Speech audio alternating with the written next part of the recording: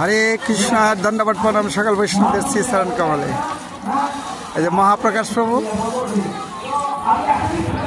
আর এই যে দত্তাত্রেয় প্রভু, আর এটা হলো তমাল কৃষ্ণ গোস্বামী মহারাজের সমাধি মন্দির।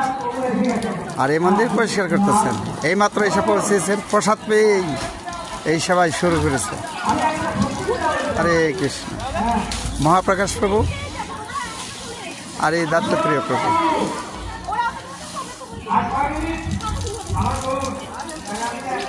আর আমরা যাচ্ছি গুরু মহারাজের সমাধি মন্দির দর্শন করার জন্য। হরে কৃষ্ণ। ওই যে সামনে মাতাজি আছে।